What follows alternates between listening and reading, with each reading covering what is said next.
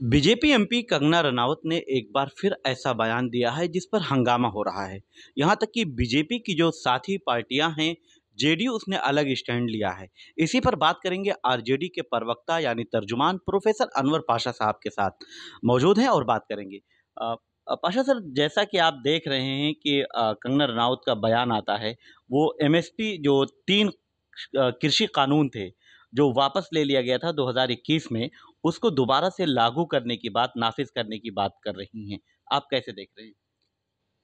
कंगना रनावत का जो स्टेटमेंट है, जो भी बयान है, वो यूं ही नहीं है। उस बयान के पीछे यकीनन कोई बड़ी वजह भी है। कंगना रनावत बहुत करीब हैं हमारे आदरणीय प्रधानमंत्री जी से, और वो इलेक्शन जीत करके आई हैं बीजेपी के टिकट पे। इस वक्त वो पार्लियामेंट की मेंबर हैं, इसलिए उनका बयान बहुत अहम है। और वो बयान कहीं न कहीं भारतीय जनता पार्टी की जो सोच है, बुनियादी सोच है, किसानों को लेकर के, मुल्क के आवाम को लेकर के, उस सोच के हवाले से इम्पोर्टेंट हो जाता है। क्योंकि ये पहला बयान नहीं है कंगना रनावत का। कंगना रनावत ने इससे पहले भी बयान दिया था, जब किसान दिल्ली के बॉर्डर पर बैठे हुए थे, साल भर से ज़्यादा जब वो वहाँ धरने पर थे, उनको इंटर नहीं करने दिया गया था दिल्ली में, इसलिए वो बॉर्डर पे ही धरने पर बैठ गए थे। उस वक्त भी कंगना रनावत ने बयान दिया था कि ये जो औरतें यहाँ बैठी हुई हैं, जो वहाँ किसान हमारी किसान माताएं बहनें वहाँ मौजूद थी, उनके बारे में कंगना रनावत ने एक बहुत ही ऑब्जेक्शनेबल बयान दिया था। और बयान ये था कि वो कहा था कि ये तो 100-100 रुपये में बुलाई गई हैं, ये 500-500 रुपये दे करके बुलाई गई हैं, ये भाड़े की औरतें हैं। ज़ाहिर है कि ये उनकी ज़हनियत है, और वो भारतीय जनता पार्टी की जो फ़िक्र है, जो फ़िलॉसफ़ी है, जो आइडियोलॉजी है, जिसमें किसानों के लिए कोई जगह नहीं है, वो उसी आइडियोलॉजी की तर्जुमान है और उसी का इज़हार वो करती हैं। इसलिए ये बहुत काबिल मज़म्मत उनका बयान है। और इस बयान से साफ ज़ाहिर होता है कि मोदी जी का एजेंडा, जो 3 काले कानून का एजेंडा था, वो एजेंडा अधूरा रह गया, क्योंकि किसानों ने बहुत ज़बरदस्त उसकी मुखालफत की। और उसके बाद 4 स्टेट्स में इलेक्शंस आ गए थे फ़ौरन, जिसके खौफ से उन्होंने उसको वापस लिया था। ये अभी भी उनका अधूरा एजेंडा है, क्योंकि उस एजेंडे से अपने कुछ दोस्तों को, कुछ कॉर्पोरेट दोस्तों को फ़ायदा पहुंचाना चाहते हैं। और मुमकिन है कि मोदी जी आने वाले दिनों में दोबारा उस काले कानून को दोबारा लेके आएँ, और उसी की तरफ इशारा कर रही थी कंगना रनावत। इसलिए वो सिर्फ कंगना रनावत का इंडिविजुअल बयान नहीं है। मैं इस बयान को बहुत सीरियसली लेता हूँ, और मैं समझता हूँ कि भारतीय जनता पार्टी का बयान है। ये भारतीय जनता पार्टी और हमारे प्रधानमंत्री जी का जो उनकी जो मंशा है, उनका जो इरादा है, उसको ज़ाहिर करने वाला बयान है। लेकिन बीजेपी ने इससे अलग कर लिया है। बीजेपी ने उनका ये ज़ाती बयान करार दिया है कि ये बीजेपी का स्टैंड नहीं है और वो बीजेपी की प्रवक्ता या तर्जुमान भी नहीं है कि उनकी बात को पार्टी का बयान माना जाए।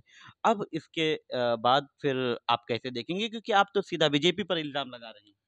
देखिए, बीजेपी हर इश्यू पे हमेशा यही करती है कि वो कई स्वर में, कई आवाज़ों में बोलती है। कहीं मज़म्मत करती है, कहीं सपोर्ट करती है, कहीं न्यूट्रल हो जाती है। ये बीजेपी की स्ट्रेटजी है। इस वक्त हरियाणा में इलेक्शन हो रहे हैं, और हरियाणा के किसान बुरी तरह से भारतीय जनता पार्टी के खिलाफ हैं। क्योंकि किसानों के जो मसाइल हैं, उनके जो प्रॉब्लम्स हैं, उनको हल नहीं किया इस सरकार ने। और सरकार ने उन किसानों पर बहुत ज़्यादतियाँ की, लाठियाँ चलवाईं। बहुत से किसान जेलों में हैं, बहुत से किसान ज़ख्मी हैं। तो ज़ाहिर है कि उससे किसान बदज़न है, और भारतीय जनता पार्टी को दीवारों पर लिखा हुआ नज़र आ रहा है। अपनी शिकस्त, उनकी जो हार है, वो साफ-साफ दीवारों पे लिखी हुई नज़र आ रही है। इसलिए भारतीय जनता पार्टी कभी नहीं चाहेगी कि इस वक्त किसानों को मज़ीद खिलाफ किया जाए। कंगना रनावत का ये बयान, चूँकि कंगना रनावत जो है वो बहुत ही सीज़न्ड पॉलिटिशियन नहीं है, लेकिन वो भारतीय जनता पार्टी की बहुत अहम शख्सियत हैं। वो पार्लियामेंट की मेंबर हैं, और उनका जो संबंध है, जिस तरह से जितना क़ुर्बत है उनकी, करीबी जो हैं वो प्रधानमंत्री से, वो भी छुपी हुई बात नहीं है। तो जो कुछ भी वो बोलती हैं, उसके पीछे कहीं न कहीं एक मकसद, एक मंशा है। और भारतीय जनता पार्टी अपने आप को चाहे जितना भी डिस्टेंस करे, हरियाणा के इलेक्शन की वजह से डिस्टेंस करना चाहती है अपने आप को इस बयान से। मैं समझता हूँ कि ये भारतीय जनता पार्टी इससे अपने आप को डिस्टेंस नहीं कर सकती। कंगना ने भी अपना बयान वापस ले लिया है। अगर अगर इतना ही सीरियस है भारतीय जनता पार्टी, तो कंगना रनावत को सस्पेंड कर दे। कंगना रनावत को सस्पेंड कर दे, पार्टी से निकाल दे, अगर बहुत सीरियस है तो। मैं समझता हूँ कि ये सब ड्रामा है, और ये मंशा है अभी भी भारतीय जनता पार्टी की। किसानों के खिलाफ जो काले कानून थे, वो काले कानून बहुत सोच समझ कर लाए गए थे, और उसको बहुत मजबूरी में वापस लिया गया था। और जैसे ही मौका मिलेगा भारतीय जनता पार्टी को, दोबारा उस कानून को लागू करेंगे ये लोग। लेकिन इसी दरमियान जो जेडीयू है, जो बीजेपी के साथ है, अ, केसी त्यागी जो हैं प्रवक्ता हैं, उन्होंने बयान दिया है कि बीजेपी, मतलब कंगना रनाउत का जो बयान है वो उसकी निंदा करते हैं, लेकिन इस बयान के साथ वो फ़ायदा किसको पहुँचाना चाहती हैं, उन्होंने सवाल उठा दिया है। अब आरजेडी और जेडीयू कभी दोस्ती होती है, कभी दुश्मनी होती है, कभी रास्ते अलग हो जाते हैं। अभी रास्ते फिलहाल अलग दिखाई दे रहे हैं। इसे आरजेडी कैसे देखेगी? देखिए ये आरजेडी की अपनी अलग पॉलिसी है, जेडीयू की अपनी अलग पॉलिसी है। भारतीय जनता पार्टी के साथ जेडीयू इस वक्त एलाइज के तौर पे है, इसलिए वो भारतीय जनता पार्टी के डिफेंस में खड़े हैं। ये दोनों बयान जो आ रहे हैं, चाहे वो किसी त्यागी जी का बयान हो या जेडीयू के किसी दूसरे लीडर का बयान हो, ये दोनों ही बयान एक बचाव का बयान है। वो कोशिश कर रहे हैं कि जो डैमेज हुआ है इस बयान से हरियाणा में हो रहा है, किसान जो आंदोलित हैं वहाँ जो खफा हैं वो और नाराज़ होंगे, वो उसको थोड़ा सा एक तरह से फायर फाइटिंग का काम ये करना चाहते हैं, डैमेज कंट्रोल के लिए ये बातें कह रहे हैं कि किसको फ़ायदा पहुंचाना चाहती हैं, किसको फ़ायदा पहुंचाना चाहती हैं। ये फ़ायदा जाहिर है कि वो कंगना रनावत भारतीय जनता पार्टी को फ़ायदा पहुंचाना चाहती हैं। ये अलग बात है कि उनके इस बयान से भारतीय जनता पार्टी को नुकसान होगा, लेकिन कंगना रनावत ने भारतीय जनता पार्टी की मंशा को जाहिर कर दिया है कि उसके अंदर क्या है, उसका मंशा क्या है। और मौका अगर 400 पार होता तो जाहिर है किसानों के खिलाफ जो दोबारा कानून ले आते, इसमें कोई दो राय नहीं। लेकिन अगर बिहार की बात करते हैं तो अभी नीतीश कुमार और जो चिराग पासवान हैं, एलजेपी, वो चिराग पासवान नीतीश कुमार के नेतृत्व में, उनकी क़यादत में इलेक्शन लड़ने के लिए तैयार हो गए हैं। जबकि इससे पहले देखा गया कि बीजेपी के साथ वो गठबंधन में जब थे, तो फिर उनको अलग भी होना पड़ा और नीतीश के खिलाफ वो हमेशा रहे हैं। अब वो नीतीश कुमार के साथ जाने के लिए तैयार हो गए। आरजेडी के लिए कितना बड़ा चैलेंज होगा? देखिए चिराग पासवान जी जो हैं वो भारतीय जनता पार्टी के साथ हैं, अलायंस में हैं वो। और उनका कोई बहुत ज़्यादा जनाधार नहीं है, बहुत ज़्यादा वजूद नहीं है उनका। और वो जिस तरह से उनके जो 5 एमपी कामयाब होके आए हैं, कहा जाता है कि 100% उनका परफॉर्मेंस रहा है।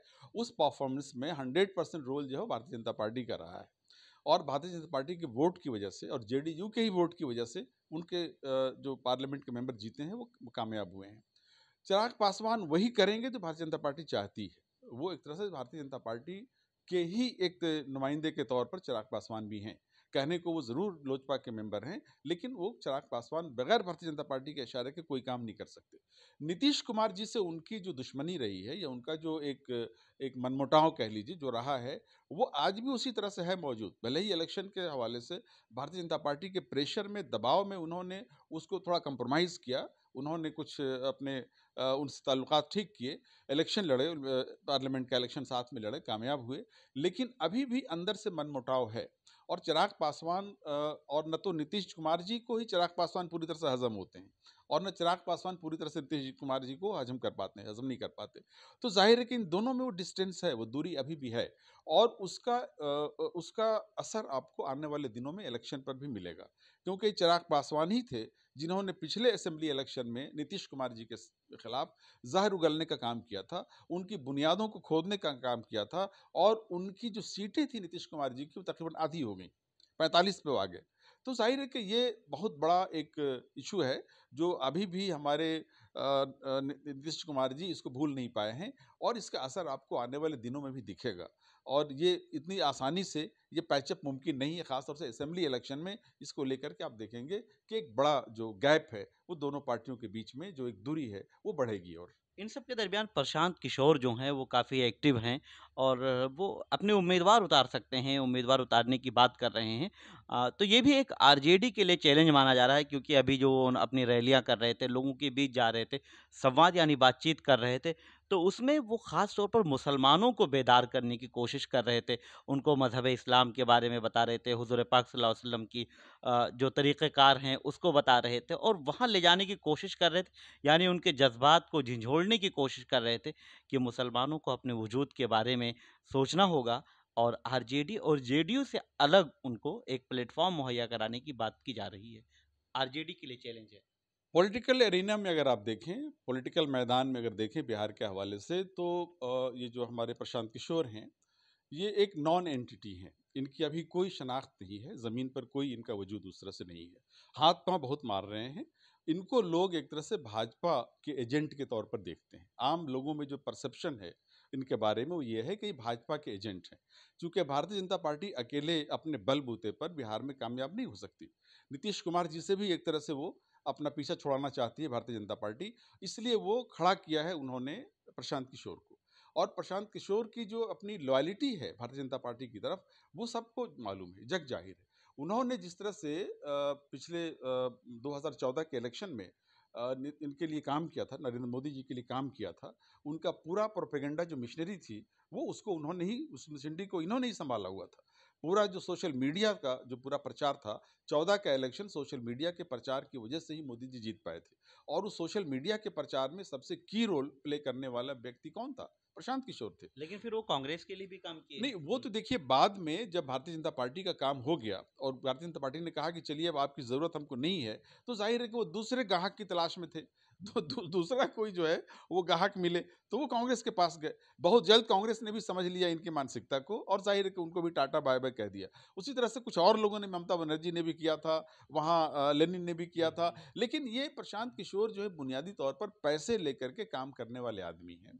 इनकी कोई आइडियोलॉजी नहीं है, कोई आइडियोलॉजिकल कमिटमेंट नहीं है, इसलिए जनता इन पर विश्वास नहीं कर सकती है। हाँ, कुछ ऐसे लोग ज़रूर हो सकते हैं, अलग अलग पार्टियों के लोग जो डिस्ग्रंटल्ड एलिमेंट्स हैं, जो जिनको कोई अहमियत नहीं है किसी दूसरी पार्टी में, जो नाराज़ लोग हैं, वो किसी न किसी तरह से अपनी अहमियत बढ़ाने के लिए हो सकता है कि प्रशांत किशोर के साथ चले जाएं। लेकिन ऐसे लोग जो खुद ही डिस्ग्रंटल्ड हैं, जिनकी कोई क्रेडिबिलिटी नहीं है, डिस्ग्रंटल्ड एलिमेंट्स हैं, जाहिर है कि उनके जाने से प्रशांत किशोर की पार्टी कामयाब नहीं हो सकती, सियासत में कामयाब नहीं हो सकते। और बिहार में जो जनता के इश्यूज़ हैं, उन इश्यूज़ को लेकर के हमारी पार्टी आरजेडी ने जिस तरह से पिछले दिनों आंदोलन चलाया, चाहे वो सोशल जस्टिस का आंदोलन हो, चाहे नौजवानों को रोज़गार देने की एक कोशिश हो, और बहुत कामयाब कोशिश की हमारे तेजस्वी यादव जी ने उप मुख्यमंत्री रहने की वजह से रह करके। जो काम 17-18 वर्षों में नहीं कर पाए थे नीतीश कुमार जी और भारतीय जनता पार्टी की पार्टी नहीं कर पाई थी सरकार में रहते हुए बिहार में, वो काम 17 महीने के अंदर हमारे तेजस्वी यादव जी ने करके दिखा दिया। तो आरजेडी की तरफ और तेजस्वी यादव जी की तरफ लोगों का एक रुझान है, लोग उनकी तरफ आ रहे हैं। और आने वाले दिनों में आप देखिएगा कि आरजेडी कांग्रेस के साथ मिलकर के, वामपंथी पार्टियों के साथ मिलकर के बिहार में अपने बलबूते पर एक मजबूत सरकार बनाएगी और जनता की समस्याओं का समाधान पेश करेगी। आखिरी आखिरी सवाल कि ये जो आंदोलन की बात आप कर रहे हैं, आंदोलन हुए, तेजस्वी यादव को लोकसभा इलेक्शन में भी काफ़ी मकबूलियत और लोकप्रियता मिली थी, लोगों की भीड़ देखने को मिल रही थी, लेकिन वो इलेक्शन में वोट परसेंटेज में नहीं तब्दील हो पाया, सीटें नहीं आई। लेकिन अब असेंबली इलेक्शन में आप इसको कितना, मतलब ये देख रहे हैं कि कितना कामयाबी मिल पाएगी? देखिए, पिछले पार्लियामेंट्री इलेक्शन से पहले ज़रा आप जाएं विधानसभा के इलेक्शन में, जो पिछला विधानसभा का इलेक्शन था, उस इलेक्शन में लालू प्रसाद जी हमारे जो नेता हैं वो जेल में थे। इसके बावजूद तेजस्वी यादव जी ने इतनी मेहनत की और रात दिन एक करके उन्होंने जो ग्राउंड तैयार किया आरजेडी के लिए, उसको आपने देखा कि कितनी बड़ी सफलता हमको मिली थी उसमें।